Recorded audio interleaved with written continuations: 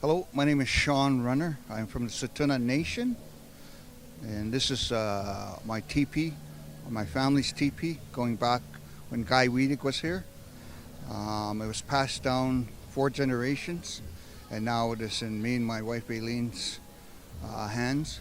Um, it's very interesting because the traditional way of doing things, from how they did things in the past compared to the way they do them now, are still similar. And we invite a lot of people to come and visit the Calgary Stampede to show everybody, the world, exactly how us live modern and how we still live traditional. And we always invite everybody to come and visit us because that's the reason why we are set up here at the Calgary Stampede. I would like to show you my teepee and the meaning behind it.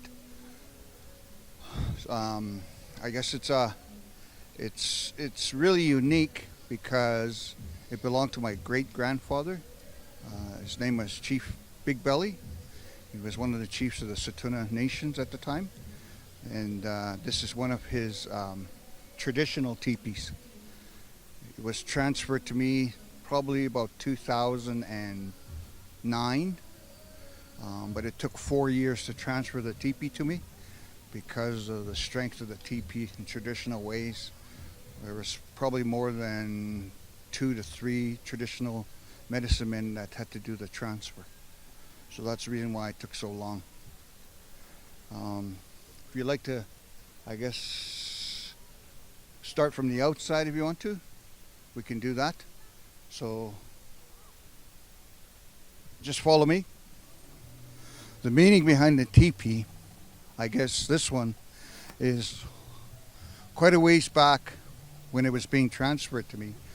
My grandfather, I guess, had a wolverine which was climbing on the back of his teepee. He didn't know at the time that there was some critter or some animal on the backside of his teepee.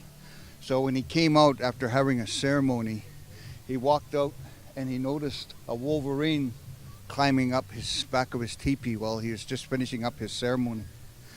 So as he got so far, my grandfather grabbed his gun and he ended up shooting the wolverine in the back, and that's why you see the blood splats here, but you see the track of the wolverine at the back of this. This is a traditional teepee, so it was one of his ceremonial teepees. That was a vision that was given to him. One thing that's missing from this teepee is the bundle. The bundle sits at the top of the teepee rails. The original picture of this teepee is in the Smithsonian in Washington, D.C., and the bundle is there as well. My grandfather had lots of stuff, my great-grandfather and my grandfather. They had lots of ceremonial stuff that's all over the world. And he had probably up to about 100 teepee patterns, but the specific ones that were ceremonial, he always kept in mind because they're really a big part of him and his family and I guess kind of the nation, Tsuut'ina. The roundabouts at the top here mean rolling hills. You see some of the teepees got different patterns on them. They all have different meanings, but these roundabouts here are foothills. That's their meaning behind them. The circle, it means the sky, the stars. Those are all kind of part of the traditional belief. On top of the flaps, as you can see, that meant the Milky Way. As you can see, the 6, 7 circles that are on top there, that's what he's talking about. Those traditional circles are for the Milky Way as what he's seen it. And a lot of the teepees, they do have that. And it's kind of a pattern that shows how unique each teepee is and how much part they are the same. So you can see the 2 guns on each side. The 2 guns are what meant, that's what he grabbed when he went around the outside of the teepee to shoot the wolverine down. But he didn't know what it was originally. And like I said, at the highest point of this teepee, there's supposed to be a bundle, traditional bundle for ceremony. That is in Smithsonian, Washington. Talked to my cousin, Ellery Starlight, who's his dad and my mom are sister and brother. And he was telling me when we first got here that he seen that traditional teepee down in Washington about a couple years ago.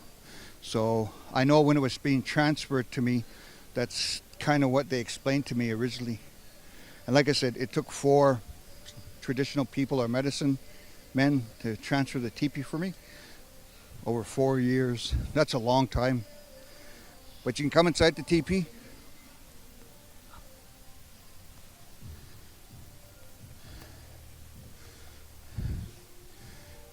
As you can see, all of this stuff is one of the things that we have to do on behalf of staying here with the Calgary Stampede.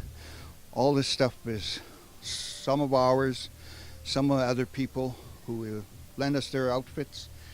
They are traditional beading. Some of them go back, maybe 40 years, 50 years. Some are just brand new, like last week, or people just finished sewing up.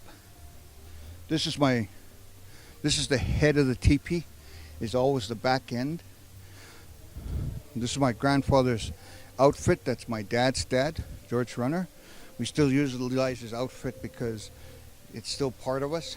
But eventually this will end up in a museum as well, or I'll see what my parents want to do with it. The other stuff, the backrests, we got a new curtain in the back. All that's brand new. New teepee poles. But some of the outfits we do have, very nice. All traditional, as you can see. This is a horse outfit. This is a couple different horse outfits. So these are brand new bustles. We just received those the other day. They were pretty nice. We do have a really good chicken dancer and a traditional dancer. Real awesome. They're really good at dancing. Yeah, or fancy dance. This is my friend and his family's stuff. Louis Heavenfire, real nice gentleman. It's me and him go back a long way. It's nice visiting with a lot of your relatives. One thing that you do earn, and you get to have a real big part of seeing your friends, your past friends. A lot of people that you like to see, once the teepee's open. This teepee's got life to it. All these teepees do. And that's one thing that people don't understand or they don't realize, is that it's pride. It's not just pride, but it's a feeling of gathering. It's a feeling of life. It's a feeling of where all this is heading to, and that we don't forget where we come from. Keeps us humble, keeps us thankful, and it's really a big part of us. This teepee stays in our house, me and my wife.